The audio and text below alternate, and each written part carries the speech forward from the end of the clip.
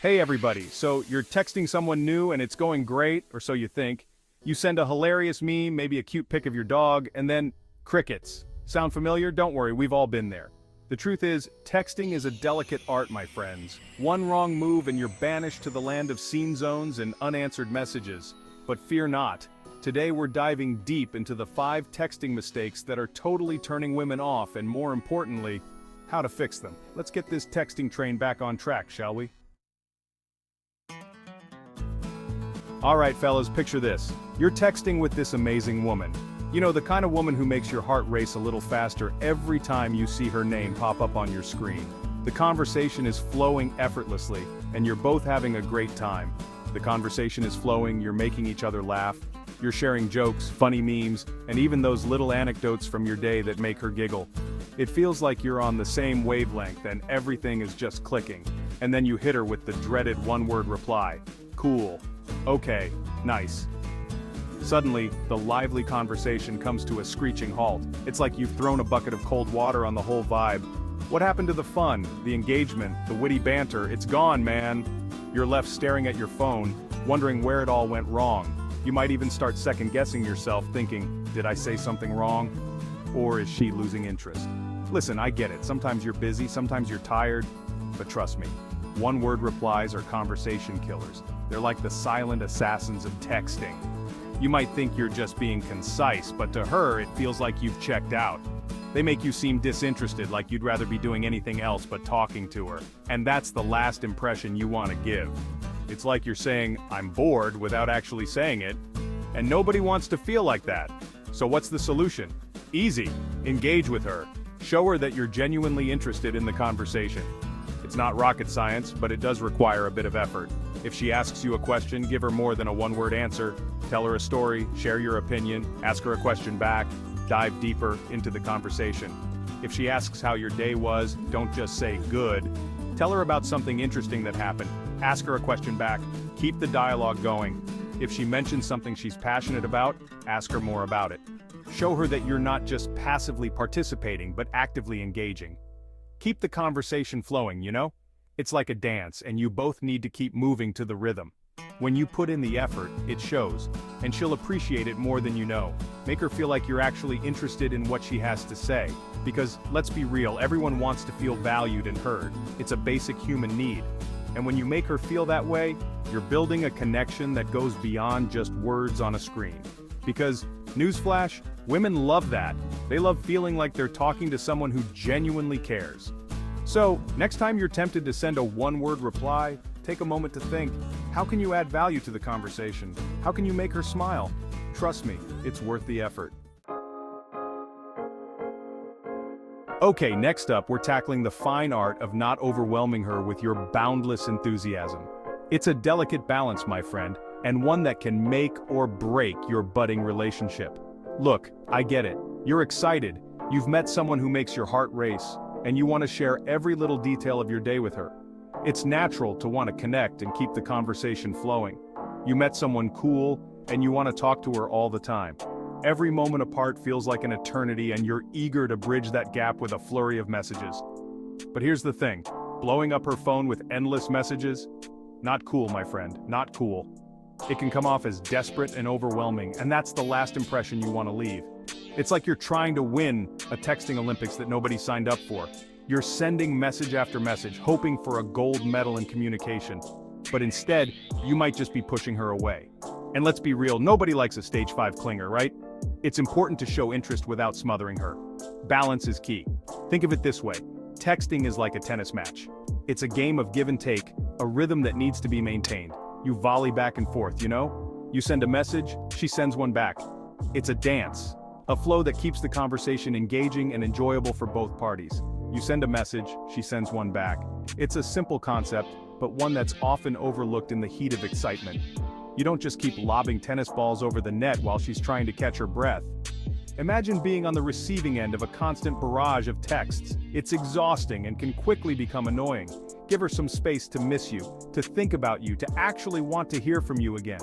Absence makes the heart grow fonder, after all. By giving her room to breathe, You're allowing her to appreciate your messages more.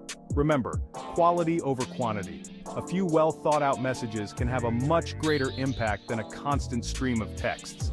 It shows that you're considerate and respectful of her time and space.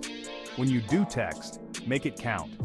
Share something meaningful, ask her about her day, or tell her something interesting that happened to you. Make your messages something she looks forward to reading, and don't forget, real-life interactions are just as important, if not more so. Texting is great for staying connected, but nothing beats face-to-face conversations and shared experiences. So, next time you're tempted to send that 10th text in a row, take a step back. Give her the chance to miss you, to think about you, and to look forward to your next message.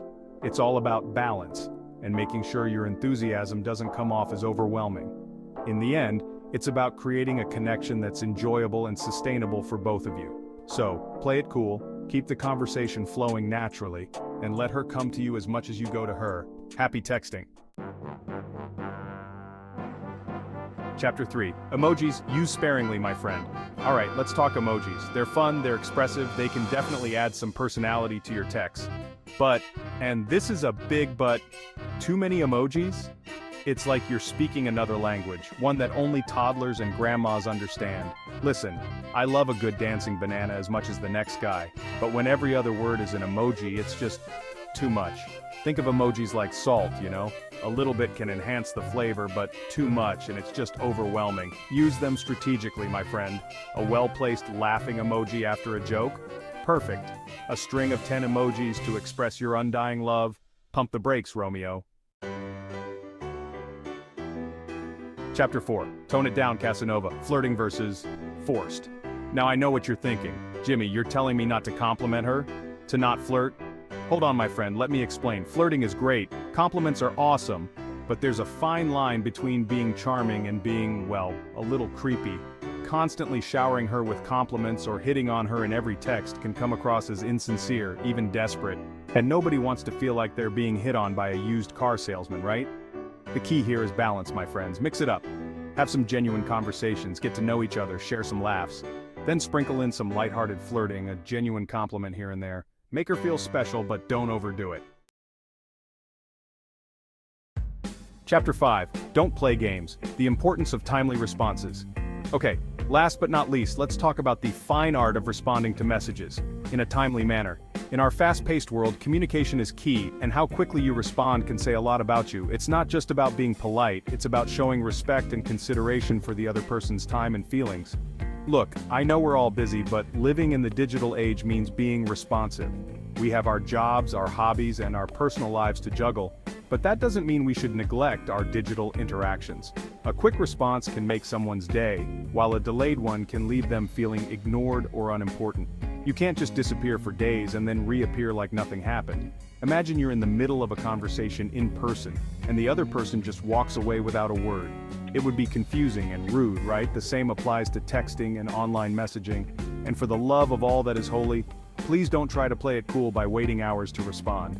This tactic might have worked in the past, but in today's world, it's more likely to be seen as disinterest or even disrespect. People appreciate honesty and straightforwardness. It's not cool, it's confusing. Mixed signals can lead to misunderstandings and unnecessary stress. Clear and timely communication helps build trust and strengthens relationships, whether they're personal or professional.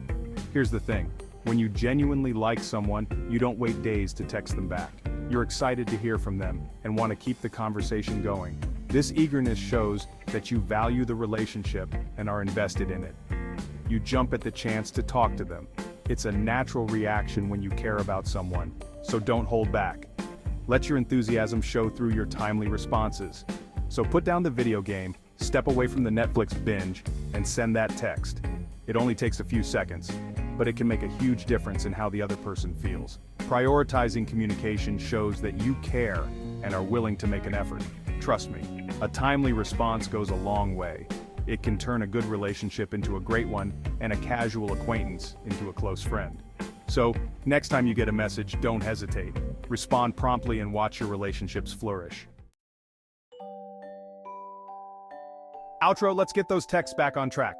So there you have it, gentlemen. 5 common texting mistakes that might be sabotaging your chances, and how to fix them. Remember, texting should be fun, not stressful. It's all about connecting with someone, sharing some laughs, and getting to know each other better. So go forth and text with confidence, my friends. And hey, if you've ever fallen victim to one of these texting traps, don't worry, you're not alone. Let's have some fun in the comments. Which texting mistake have you made before? Drop a comment below and let's fix it together.